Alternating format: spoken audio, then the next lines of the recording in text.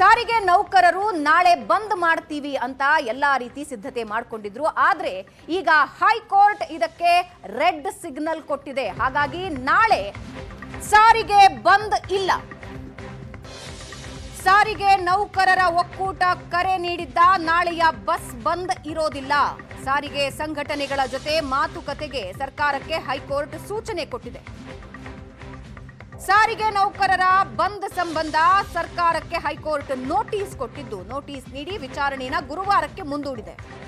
ಯಾವುದೇ ಕಾರಣಕ್ಕೂ ಮುಷ್ಕರ ಮಾಡಬೇಡಿ ಅಂತ ಹೈಕೋರ್ಟ್ ಸೂಚನೆ ಕೊಟ್ಟಿದೆ. ಸಂಧಾನ ಸಭೆ ವಿಫಲ ಆಯಿತು. ನಾಳೆಯಿಂದ ಬಂದ್ ಮಾಡಲಾಗುತ್ತೆ ಅಂತ ನೌಕರರ ಸಂಘಟನೆ ಹೇಳಿತ್ತು. ಹಾಗಾಗಿ ಪ್ರಯಾಣಿಕರು ಪರದಾಡಬೇಕಾ ಅನ್ನೋ ಟೆನ್ಷನ್ ಶುರುವಾಗಿತ್ತು. ಆದರೆ ಸದ್ಯಕ್ಕಂತೂ ನಿರಾಳ. ಗುರುವಾರಕ್ಕೆ ವಿಚಾರಣೆ ಮುಂದೂಡಿಕೆಯಾಗಿದೆ. ಅದರ ನಡುವೆ ಸರ್ಕಾರ ಮತ್ತು ಸಾರಿಗೆ ನೌಕರರ ಸಂಘಟನೆಯ ನಡುವೆ ಮಾತುಕತೆಯಾಗಿ ಆ ಚರ್ಚೆ ಸಫಲವಾದರೆ ಎಲ್ಲವೂ ಸಲೀಸು. ನ್ಯಾಯಾಲಯದಲ್ಲಿ ಗುರುವಾರ ಮತ್ತೆ ವಿಚಾರಣೆಗೆ ಬರುತ್ತೆ.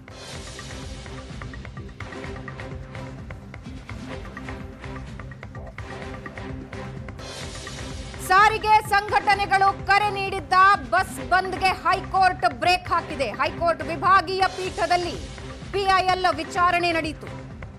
ಮನೆಗೆಲಸ ಮಾಡುವ ಒಬ್ಬರು, ಕಟ್ಟಡ ಕಾರ್ಮಿಕರು ಒಬ್ಬರು ಸಲ್ಲಿಸಿದ್ದ ಅರ್ಜಿಯ ವಿಚಾರಣೆ ಅದು. ಮಾತುಕತೆ ಮೂಲಕ ಸಮಸ್ಯೆ ಬಗೆಹರಿಸಿಕೊಳ್ಳಿ ಅಂತ ಹೈಕೋರ್ಟ್ ಸೂಚನೆ ಕೊಟ್ಟಿದೆ. ಈಗಾಗಲೇ 12.5% ವೇತನ ಹೆಚ್ಚಳ ಆಗಿದೆ. ಅಂದ್ರೆ 450 ಕೋಟಿ ಹಿಂಬಾಕಿ ಪಾವತಿನೂ ಆಗಿದೆ.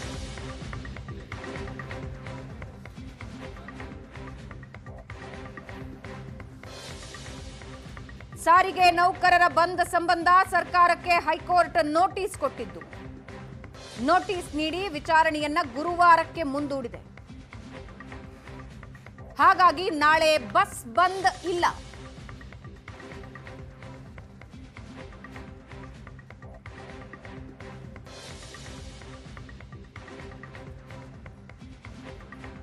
ಈ ಬಗ್ಗೆ ಇನ್ನಷ್ಟು ಡೀಟೇಲ್ಸ್ ಹಂಚಿಕೊಳ್ಳೋದಕ್ಕೆ ಬೆಂಗಳೂರು ಬ್ಯೂರೋ ಹೆಡ್ ರಮೇಶ್ ನಮ್ಮ ಜೊತೆ ಲೈವ್ ನಲ್ಲಿ ಜಾಯ್ನ್ ಆಗ್ತಾ ಇದ್ದಾರೆ. ರಮೇಶ್, ನಾಳೆಯಿಂದ ಕಥೆ ಏನಪ್ಪಾ ಅಂತ ಟೆನ್ಷನ್ ಆಗಿತ್ತು ಪ್ರಯಾಣಿಕರಿಗೆ, ಆದ್ರೆ ಸದ್ಯಕ್ಕೆ ನಿರಾಳ. ಹೈಕೋರ್ಟ್ನ ಅಬ್ಸರ್ವೇಷನ್ಸ್ ಏನು? ಖಂಡಿತ ಭಾವನಾ, ಅಂದರೆ ನಾಳೆ ಸಾರಿಗೆ ಸಂಘಟನೆಗಳು ಕರೆದಂಥ ಬಸ್ ಮುಷ್ಕರಕ್ಕೆ ಹೈಕೋರ್ಟ್ ಬ್ರೇಕನ್ನು ಹಾಕಿರುವಂಥದ್ದು. ನಾಳೆ ಯಾವುದೇ ಕಾರಣಕ್ಕೂ ನೀವು ಮುಷ್ಕರವನ್ನು ಮಾಡಬೇಡಿ ಅನ್ನುವಂಥದ್ದನ್ನ ಸಾರಿಗೆ ಸಂಘಟನೆಗಳ ಜಂಟಿ ಕ್ರಿಯಾ ಸಮಿತಿ ಏನಿದೆ ಆ ಕ್ರಿಯಾ ಸಮಿತಿಗೆ ಹೈಕೋರ್ಟ್ ಸೂಚನೆಗಳು ಕೊಟ್ಟಿರುವಂಥದ್ದು. ಅಂದರೆ ಇದಕ್ಕೆ ಸಂಬಂಧಪಟ್ಟಂತೆ ನಿನ್ನೆ ಇಬ್ಬರು, ಅಂದರೆ ಜಯಲಕ್ಷ್ಮಿ ಅನ್ನುವಂಥವ್ರೊಬ್ಬರು, ಅಂದರೆ ವೇದಾವತಿ ಮತ್ತು ಶ್ರೀಧರ್ ಅನ್ನುವಂಥ ಇಬ್ಬರು ಒಂದು PIL ಅರ್ಜಿಯನ್ನು ಸಲ್ಲಿಸುವ ಮೂಲಕ ಯಾವ ಅಂದ್ರೆ ಏನೋ ಸಂಘಟನೆಗಳು ಮುಷ್ಕರಕ್ಕೆ ಕರೆಯನ್ನು ಕೊಟ್ಟಿದೆ. ಮತ್ತು ಸರ್ಕಾರ ಏನಿದೆ, ಸಾರಿಗೆ ಇಲಾಖೆ ಆಗಲಿ ಸಂಬಂಧಪಟ್ಟ ಇಲಾಖೆಗಳು ಈ ಒಂದು ಮುಷ್ಕರಕ್ಕೆ ನಿರ್ಬಂಧ ಏರ್ಲಿಕ್ಕೆ ಆದೇಶವನ್ನು ಮಾಡಿ ಅಂತೇಳಿ ಒಂದು PIL ಸಲ್ಲಿಸಿದ್ರು. ಅದರ ವಿಚಾರಣೆ ಇವತ್ತು ಹೈಕೋರ್ಟ್ ವಿಭಾಗೀಯ ಪೀಠದಲ್ಲಿ ಬಂತು. ನ್ಯಾಯಮೂರ್ತಿ ಸೂರಜ್ ಗೋವಿಂದರಾಜು, ಮನ್ಮಥರಾವ್ ಇದ್ದಂಥ ವಿಭಾಗೀಯ ಪೀಠದಲ್ಲಿ ವಿಚಾರಣೆಗೆ ಬಂತು. ವಿಚಾರಣೆಗೆ ಬಂದ ಸಂದರ್ಭದಲ್ಲಿ ಅಂದರೆ ಅರ್ಜಿದಾರರ ಪರವಾಗಿ ಹಿರಿಯ ವಕೀಲರು, ಮಾಜಿ AIG ಆಗಿರುವಂಥ ವಿಕ್ರಮ್ ಮೊಯ್ಗೋಳ್ ಅವರು ಅರ್ಜಿದಾರರ ಪರವಾಗಿ ಹಾಜರಾದ ಸಂದರ್ಭದಲ್ಲಿ ಒಂದು ರೀತಿ ಅಚ್ಚರಿಯನ್ನು ವ್ಯಕ್ತಪಡಿಸಿತು ನ್ಯಾಯಪೀಠ. ಯಾಕೆಂದ್ರೆ ಅರ್ಜಿ ಸಲ್ಲಿಸಿರುವಂತಹ ಇಬ್ಬರು ಕೂಡ, ವೇದಾವತಿ ಆಗಲಿ ಶ್ರೀಧರ್ ಆಗಲಿ, ಒಬ್ಬರು ವೇದಾವತಿ ಮನೆ ಕೆಲಸದಾಕೆ ಮತ್ತೆ ಶ್ರೀಧರ್ ಇದ್ದಾರೆ, ಈತ ಗಾರೆ ಕೆಲಸ ಮಾಡುವಂತ ಕಟ್ಟಡ ಕಾರ್ಮಿಕರಾಗಿರುವಂತದ್ದು. ಇಂಥವರು ಅರ್ಜಿಯನ್ನು PIL ಸಲ್ಲಿಸ್ತಾರೆ. ಅವರ ಪರವಾಗಿ ಹಿರಿಯ ವಕೀಲರು ಅಂದ್ರೆ ಹೈಕೋರ್ಟ್ ಅಲ್ಲಿ ಅಪಿಯರ್ ಆಗ್ತಾರೆ ಅಂದ್ರೆ ಏನು ಇದರ ಅರ್ಥ ಅನ್ನುವಂತ ನಿಟ್ಟಿನಲ್ಲಿ ಅಂದ್ರೆ ಒಂದು ಹಾಸ್ಯಾಸ್ಪದವಾಗಿ ಇದನ್ನು ಅಚ್ಚರಿಯನ್ನು ವ್ಯಕ್ತಪಡಿಸಿತು. ಅದಾದ ನಂತರ ಅರ್ಜಿ ಸಂಬಂಧಪಟ್ಟ ವಿಚಾರಣೆ ಬಂದಂತ ಸಂದರ್ಭದಲ್ಲಿ ಅಲ್ಲಿ ಸರ್ಕಾರದ ಪರ ವಕೀಲರಿದ್ದಾರೆ. ಅವರು ಈಗಾಗಲೇ ಕಾರ್ಮಿಕರಿಗೆ ಏನೆಲ್ಲ ಕೊಡಬೇಕು ಅದು ಸಂಬಂಧಪಟ್ಟಂತೆ ರಾಜ್ಯ ಸರ್ಕಾರ ಕೊಟ್ಟಿದೆ. ಅಂದ್ರೆ ಈ 450 ಕೋಟಿ ಹಿಂಬಾಕಿಯನ್ನು ರಿಲೀಸ್ ಮಾಡಲಾಗಿದೆ. 12.5% ಅವರ ವೇತನವನ್ನು ಹೆಚ್ಚಳ ಮಾಡಲಾಗಿದೆ. ಇದೆಲ್ಲವೂ ಕೂಡ ಮಾಡಿದ್ರು ಕೂಡ ಈಗ ಎಲ್ಲ ಒಂದ್ ಕಡೆ ತಿಕ್ಕಾಟ ನಡೀತಾ ಇರುವಂತದ್ದು, ಜಟಾಪಟಿ ನಡೀತಾ ಇದೆ. ಸಾರಿಗೆ ಮುಷ್ಕರಕ್ಕೆ ಒಂದು ಕರೆಯನ್ನು ಕೊಟ್ಟಿದ್ದಾರೆ ಅನ್ನುವಂಥದ್ದನ್ನ ಹೇಳ್ತಾರೆ. ಆ ಸಂದರ್ಭದಲ್ಲಿ ಅರ್ಜಿದಾರ ಪರವಾಗಿ ಇದ್ದಂತ ವಿಕ್ರಮ್ ಮೊಯ್ಗೋಳ್ ಹೇಳುವಂಥದ್ದು ಅಂದ್ರೆ ಈ ರೀತಿ ಅಂದ್ರೆ ಮುಷ್ಕರವನ್ನು ಕರೆದಿದ್ದಲ್ಲಿ ಏಕಾಏಕಿ ಸಾರ್ವಜನಿಕರಿಗೆ ಸಾಕಷ್ಟು ಸಮಸ್ಯೆ ಆಗ್ತಾ ಇದೆ. ಸೊ ಜೊತೆಗೆ SSLC ಎಕ್ಸಾಮ್ ಕೂಡ ಇರುವಂತಹದ್ದು. ಇಂತಹ ಸಂದರ್ಭದಲ್ಲಿ ಒಂದು ಮಾತುಕತೆಯ ಮೂಲಕ ಬಗೆಹರಿಸಿಕೊಳ್ಳಿಕ್ಕೆ ಅವಕಾಶಗಳಿದ್ರೂ ಕೂಡ ಈ ರೀತಿ ಮುಷ್ಕರವನ್ನು ಕರೆದು ಸಾರ್ವಜನಿಕರಿಗೆ ಸಮಸ್ಯೆ ಮಾಡ್ತಾ ಇರುವಂಥದ್ದು ಇರುವಂತದ್ದು ಸರಿಯಲ್ಲ, ಹಾಗಾಗಿ ನಿರ್ಬಂಧವನ್ನು ಏರಬೇಕು ಅಂತೇಳಿ ಮನವಿಯನ್ನು ಮಾಡ್ತಾರೆ. ಆಗ ನ್ಯಾಯಪೀಠ ಹೇಳುವಂತದ್ದು ಅಂದ್ರೆ ಸಾರಿಗೆ ಮುಷ್ಕರವನ್ನ ಮಾಡಬೇಡಿ ಅನ್ನುವಂತ ಸ್ಪಷ್ಟವಾದಂತ ಸೂಚನೆ ಕೂಡ ಕೊಟ್ಟಿದೆ. ಆ ಮೂಲಕ ನಾಳೆ ನಡಿಬೇಕಾದಂತ ಸಾರಿಗೆ ಮುಷ್ಕರಕ್ಕೆ ಒಂದು ಬ್ರೇಕ್ ಅನ್ನು ಹಾಕಿರುವಂತದ್ದು. ಈ ಸಂದರ್ಭದಲ್ಲಿ ಹೈಕೋರ್ಟ್ ವಿಭಾಗೀಯ ಪೀಠ ಹೇಳಿದಂತಂದ್ರೆ ಇದಕ್ಕೆ ಸಂಬಂಧಪಟ್ಟಂತೆ ಕಳೆದ 1 ವರ್ಷಗಳಿಂದ ಕನ್ಸಲೇಷನ್ ಮೀಟಿಂಗ್ಗಳು ನಡೀತಾನೆ ಇದ್ದಾವೆ, ಮಾತುಕತೆಗಳು ನಡೀತಾ ಇರುವಂತದ್ದು. ಇಂಥ ಹಂತದಲ್ಲಿ ಏಕಾಏಕಿ ಕಾರ್ಯ ಅಂದ್ರೆ ಮುಷ್ಕರಕ್ಕೆ ಕರೆ ಕೊಡುವಂತದ್ದೇನಿದೆ ಅದು ಸರಿಯಾದ ಕ್ರಮ ಅಲ್ಲ. ಹಾಗಾಗಿ ಸಂಘಟನೆಗಳು ಸರ್ಕಾರದ ಜೊತೆ ಒಂದು ಮಾತುಕತೆಯನ್ನು ಮುಂದುವರಿಸಬಹುದು. ಇದಕ್ಕೆ ಸಂಬಂಧಪಟ್ಟಂತೆ ನಿಮ್ಮ ಯಾವುದೇ ಅಹವಾಲುಗಳಿದೆ ಅಥವಾ ಸಮಸ್ಯೆಗಳಿದೆ ಅದನ್ನ ಬಗೆಹರಿಸಿಕೊಳ್ಳಿಕ್ಕೆ ಅವಕಾಶಗಳಿದೆ. ಸರ್ಕಾರ ಕೂಡ ಆ ಬಗ್ಗೆ ಒಂದು ಸಭೆಗಳಿಗೆ ಭಾಗಿಯಾಗ್ತಾ ಇರುವಂತದ್ದು, ಅವರ ಒಂದಷ್ಟು ಸಮಸ್ಯೆಗಳಿಗೆ ಸ್ಪಂದಿಸುವಂತ ಕೆಲಸಗಳನ್ನು ಮಾಡ್ತಾ ಇದೆ. ಇದನ್ನ ಮುಂದುವರಿಸಿ ನೀವು ಮಾತುಕತೆಯಲ್ಲಿ ಬಗೆಹರಿಸಿಕೊಳ್ಳಿ ಅನ್ನುವಂಥದ್ದನ್ನು ಕೂಡ ಹೇಳಿರುವಂತದ್ದು. ಅಂದ್ರೆ ಯಾವ ಸಭೆಯನ್ನ ಮಾಡ್ತೀರಿ ಆ ಸಭೆಯಲ್ಲಿ ಸಾರಿಗೆ ಸಚಿವರ ನೇತೃತ್ವದಲ್ಲಿ ಒಂದು ಸಭೆಯನ್ನ ಮಾಡಿ ಅನ್ನುವಂಥದ್ದು, ಮತ್ತೆ ಸಂಬಂಧಪಟ್ಟಂತ ಇಲಾಖೆಗಳ ಸೆಕ್ರೆಟರಿಗಳಿದ್ದಾರೆ ಅವರನ್ನ ಕರೆದು ಸಭೆಯನ್ನ ಮಾಡಿ ಅನ್ನುವಂಥದ್ದು. ಅಂದ್ರೆ ಈ ಸಂದರ್ಭದಲ್ಲಿ ಸ್ಪಷ್ಟವಾಗಿ ನಾಳೆ ನಡಿಬೇಕಾದಂತ ಮುಷ್ಕರವನ್ನ ನಡೆಸಬೇಡಿ ಅನ್ನುವಂತ ಒಂದು ಸೂಚನೆ ಕೊಡೋ ಮೂಲಕ ವಿಚಾರಣೆಯನ್ನ ಅಂದ್ರೆ ಗುರುವಾರಕ್ಕೆ ಮುಂದೂಡಿರುವಂತದ್ದು. ಈ ಸಂದರ್ಭದಲ್ಲಿ ಸರ್ಕಾರಕ್ಕೆ ಮತ್ತೆ ಜಂಟಿ ಕ್ರಿಯಾ ಸಮಿತಿ ಏನಿದೆ ಅಂದ್ರೆ ಸಂಘಟನೆಗಳೇನು ಒಂದು ಮುಷ್ಕರ ಕರೆದಿದ್ರು ಅವರಿಗೂ ಕೂಡ ನೋಟಿಸ್ ಅನ್ನು ಕೊಟ್ಟಿರುವಂತದ್ದು. ಗುರುವಾರ ವಿಚಾರಣೆಗೆ ಮತ್ತೆ ಬರುತ್ತೆ. ಅಂದ್ರೆ ಅಷ್ಟರ ಒಳಗಾಗಿ ಸರ್ಕಾರ ಆಗಲಿ ಮತ್ತೆ ಈ ಜಂಟಿ ಕ್ರಿಯಾ ಸಮಿತಿ ಏನಿದೆ ಇವರು ಒಂದು ಅಷ್ಟರೊಳಗಾಗಿ ಒಂದು ಸಭೆಯನ್ನ ಮಾಡಿ ಈ ಒಂದು ಸಮಸ್ಯೆಗಳಿಗೆ ಅಂದ್ರೆ ಸಮಸ್ಯೆಗೆ ಪರಿಹಾರವನ್ನು ಕಂಡುಹಿಡ್ಕೊಳ್ಬೇಕಾಗುತ್ತೆ.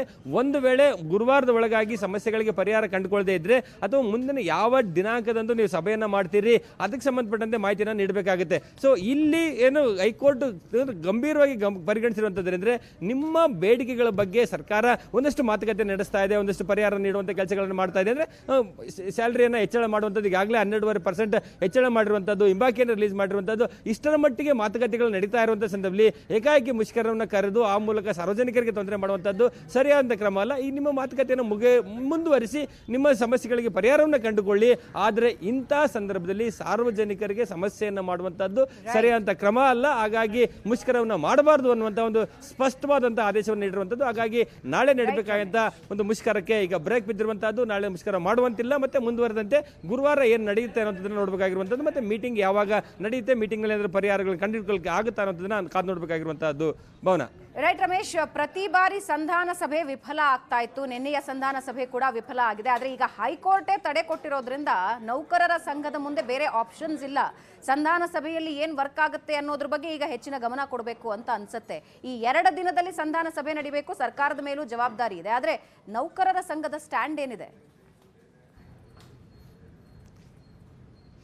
ಖಂಡಿತ ಭವನ, ನೀವು ಹೇಳಿದ ರೀತಿ ಈಗ ಯಾವುದೇ ಕಾರಣಕ್ಕೂ ಮುಷ್ಕರವನ್ನು ಮಾಡುವಂತಿಲ್ಲ, ಅವರು ಮೀಟಿಂಗಿಗೆ ಹೋಗಬೇಕು ಅನ್ನುವಂಥದ್ದು. ಸೊ ಮೀಟಿಂಗ್ನಲ್ಲಿ ಇರುವಂತಹ ಅವರ ಬೇಡಿಕೆಗಳೇನಿದೆ ಅಂದರೆ ಅವ್ರು ಕೇಳ್ತಾ ಇರುವಂಥದ್ದು ಅಂದರೆ 36 ತಿಂಗಳ ಒಂದು ಹಿಂಬಾಕಿಯನ್ನು ಕೊಡಬೇಕು, ಅವರ ವೇತನವನ್ನು 25%ಗೆ ಹೆಚ್ಚಳವನ್ನು ಮಾಡಬೇಕು ಅನ್ನುವಂಥ ಪ್ರಮುಖವಾದ ಬೇಡಿಕೆಗಿರುವಂಥದ್ದು. ಸೊ ಆ ಬೇಡಿಕೆಗೆ ಸಂಬಂಧಪಟ್ಟಂತೆ ಮಾತುಕತೆಯಲ್ಲಿ ಇನ್ನೊಂದಷ್ಟೇನಾದರೂ ಹೆಚ್ಚು ಕಡಿಮೆ ಮಾಡಿಕೊಳ್ಳುವಂಥದ್ದಾಗಲಿ ಅಥವಾ ಸರ್ಕಾರದ ಮನಸ್ಸು ಮಾಡುವಂಥ ಕೆಲಸವನ್ನು ಮಾಡುತ್ತಾ ಅನ್ನುವಂಥದ್ದಕ್ಕೆ ಪ್ರಯತ್ನಗಳನ್ನು ಸಾರಿಗೆ ಸಂಘಟನೆಗಳು ಮಾಡಿದಂತೆ ಮೇಲ್ನೋಟಿಗೆ ಕಂಡು ಬರ್ತಾ ಇರುವಂತದ್ದು.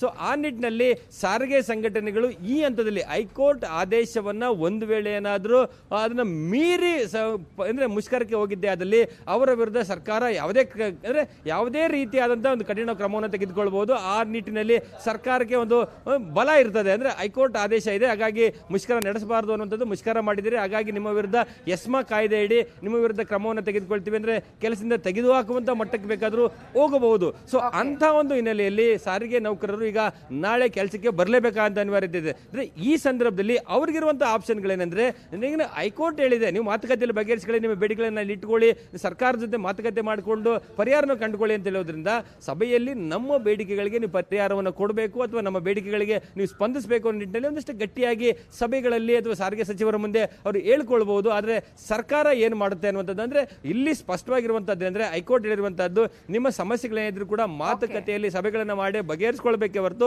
ಯಾವುದೇ ಕಾರಣಕ್ಕೂ ಮುಷ್ಕರಕ್ಕೆ ಕರೆಯನ್ನು ಕೊಟ್ಟು ಸಾರ್ವಜನಿಕರಿಗೆ ತೊಂದರೆ ಮಾಡುವಂತಹದ್ದು ಬೇರೆ ಯಾರಿಗಂದ್ರೆ ಸಾರ್ವಜನಿಕ ತೊಂದರೆಯನ್ನು ಯಾವುದೇ ಕಾರಣಕ್ಕೂ ಕೊಡಬಾರ್ದು ಅನ್ನುವಂಥದ್ದು. ಹಾಗಾಗಿ ಈಗ ಸಂಘಟನೆಗಳಿಗೆ ಅಥವಾ ಕಾರ್ಮಿಕರಿಗೆ ಇರುವಂತದ್ದು ಏನಂದ್ರೆ ಒಂದು ಮಾತುಕತೆಯಲ್ಲೇ ಬಗೆಹರಿಸಿಕೊಳ್ಬೇಕು. ಆ ನಿಟ್ಟಿನಲ್ಲಿ ಸರ್ಕಾರದ ಜೊತೆ ಒಂದಷ್ಟು ಬೇಡಿಕೆಗಳು ನೀಡ್ತಾರೆ, ಸರ್ಕಾರ ಯಾವ ರೀತಿ ಸ್ಪಂದಿಸುತ್ತೆ ಅಂತ ನೋಡಬೇಕಾಗಿರುವಂತದ್ದು. ಭವನ ಎಸ್, ಧನ್ಯವಾದ ರಮೇಶ್. ಇದರ ಮಧ್ಯೆ ಹೈಕೋರ್ಟ್ನ ಆದೇಶದ ಬಗ್ಗೆ ಸಿಐಟಿಯು ಕಾರ್ಮಿಕ ನಾಯಕಿ ವರಲಕ್ಷ್ಮಿ ಪ್ರತಿಕ್ರಿಯೆ ಕೊಟ್ಟಿದ್ದಾರೆ. ಹೈಕೋರ್ಟ್ನ ಈ ಆದೇಶವನ್ನ ನಾವು ಒಪ್ಪಿಕೊಳ್ತೇವೆ, ನ್ಯಾಯಯುತ ಹೋರಾಟ ಮಾಡುವವರ ವಿರುದ್ಧ ಷಡ್ಯಂತ್ರ ಮಾಡಲಾಗ್ತಾ ಇದೆ. ಹೈಕೋರ್ಟ್ ಆದೇಶದ ಬಗ್ಗೆ ಸಿಐಟಿಯು ಕಾರ್ಮಿಕ ನಾಯಕಿ ವರಲಕ್ಷ್ಮಿ ಹೇಳಿಕೆ ಇದು. ಪಿಐಎಲ್ ವಿಚಾರಣೆಯಲ್ಲಿ ಹೈಕೋರ್ಟ್ ಪ್ರತಿವಾದಿಗಳ ಅಹವಾಲು ಕೇಳಬೇಕು. ಪ್ರತಿವಾದಿಗಳ ಅಹವಾಲು ಕೇಳದೆ ಹೈಕೋರ್ಟ್ ಆದೇಶ ಕೊಟ್ಟಿದೆ ಅಂತ ವರಲಕ್ಷ್ಮಿ ಹೇಳಿದ್ದಾರೆ. ನಾವು ನಿನ್ನೆ ಪತ್ರಿಕಾಗೋಷ್ಠಿಯನ್ನು ಕರೆದು ಈ ಹೋರಾಟಕ್ಕೆ ಬೆಂಬಲವನ್ನು ಮಾಡಬೇಕು ಅಂತ ಹೇಳಿ ತೀರ್ಮಾನ ಮಾಡಿದ್ದು. ಹೈಕೋರ್ಟು ಈಗ ಬೆಳಗ್ಗೆ ಆದೇಶವನ್ನು ಕೊಟ್ಟಿದೆ. ಹೈಕೋರ್ಟ್ ಆದೇಶವನ್ನು ಈ ದೇಶದ ಒಂದು ಕಾನೂನುಗಳಲ್ಲಿ ನಂಬಿಕೆ ಇಟ್ಟಿರ್ತಕ್ಕಂಥ ಸಿಐಟಿಯು ನಾವು ಅದಕ್ಕೆ ಒಪ್ಕೊಳ್ತೀವಿ. ಅದೇ ಸಂದರ್ಭದಲ್ಲಿ ರಾಜ್ಯ ಸರ್ಕಾರಕ್ಕೂ ಕೂಡ ಅವರು ಹೇಳಿದ್ದಾರೆ 3 ದಿನಗಳ ಒಳಗಡೆ ಮಾನ್ಯ ಮುಖ್ಯಮಂತ್ರಿಗಳ ಅಧ್ಯಕ್ಷತೆ ಒಳಗಡೆ ಈ ಸಮಸ್ಯೆಗಳನ್ನು ಬಗೆಹರಿಸಬೇಕು ಅಂತ. ಅದನ್ನು ಬಗೆಹರಿಸಬೇಕು ಅಂತ ಹೇಳಿ ನಾವು ಒತ್ತಾಯವನ್ನು ಮಾಡ್ತೀವಿ. ಅದಕ್ಕಿಂತಲೂ ಕೂಡ ಮುಂಚಿತವಾಗಿ ಇವತ್ತು ಈ ಹೈಕೋರ್ಟ್ಗಳಿಗೆ ಏನು ತೀರ್ಪುಗಳನ್ನು ಕೊಡ್ತಾರೆ ಅದು ಕಾರ್ಮಿಕರ ಪರವಾದಂಥ ತೀರ್ಪುಗಳನ್ನು ಕೊಡುವಾಗ ರಾಜ್ಯ ಸರ್ಕಾರಗಳು ಅದನ್ನು ಬಗೆಹರಿಸಲ್ಲ. ಈಗ ಉದಾಹರಣೆಗೆ ಕನಿಷ್ಠ ವೇತನಕ್ಕೆ ಸಂಬಂಧಪಟ್ಟು ಹೈಕೋರ್ಟ್ ತೀರ್ಪು ಕೊಟ್ಟಿದೆ. ಅದೇ ಥರ ಬೇರೆ ಬೇರೆ ವಿಭಾಗದ ಕಾರ್ಮಿಕರನ್ನು ಕಾಯಂ ಮಾಡಬೇಕು. ಈ ಥರ ಹಲವು ವಿಚಾರಗಳಲ್ಲಿ ಅವರು ನಮ್ಮ ಪರವಾದಂಥ ತೀರ್ಪುಗಳನ್ನು ಕೊಟ್ಟಿದ್ದಾರೆ. ಸಂಜೆ 4 ಗಂಟೆಗೆ ಜಂಟಿ ಕ್ರಿಯಾ ಸಮಿತಿಯಿಂದ ಸಭೆ ನಡೆಸಿ ಮುಂದಿನ ತೀರ್ಮಾನ ತೆಗೆದುಕೊಳ್ಳೋದರ ಬಗ್ಗೆ ಚರ್ಚೆ ಮಾಡ್ತೀವಿ ಅಂತ ಸಾರಿಗೆ ನೌಕರರ ಫೌಂಡೇಶನ್ ಕಾರ್ಯದರ್ಶಿ ಮಂಜುನಾಥ್ ಹೇಳಿಕೆ ಕೊಟ್ಟಿದ್ದಾರೆ. ಲೇಬರ್ ಕಮಿಷನರ ಪ್ರಕರಣ ಕೂಡ ನಿಮಗೆಲ್ಲ ಗೊತ್ತಿದೆ. ಅಲ್ಲೂ ಕೂಡ 25ನೇ ತಾರೀಕಿಗೆ ಮುಂದೆ ಹೋಗಿದೆ. ನಾವು ಅದನ್ನು ನಿರಾಕರಿಸಿ ಕೂಡ ನಾವು ಮುಷ್ಕರಕ್ಕೆ ನಾಳೆ ಹೋಗಲಿಕ್ಕೆ ಸಜ್ಜಾಗಿದ್ವಿ. PIL ಮಧ್ಯೆ ಬಂದು ಈಗ ತೀರ್ಪು ಬಂದಿರೋದ್ರಿಂದ ಆ ತೀರ್ಪಿನ ಅಂಶಗಳನ್ನು ಕಂಟೆಂಟನ್ನು ನಾವು ನೋಡಬೇಕು. ಹೋದ ಸಲನೂ ಕೂಡ ಕೋರ್ಟ್ ತೀರ್ಪು ಬಂದಿತ್ತು, ನಿಮಗೆ ಜ್ಞಾಪಕ ಇರಬಹುದು. ಅದಿದ್ರೂ ಕೂಡ ಸಾರಿಗೆ ನಿಗಮಗಳ ನೌಕರರು ಒಂದು ಅರ್ಧ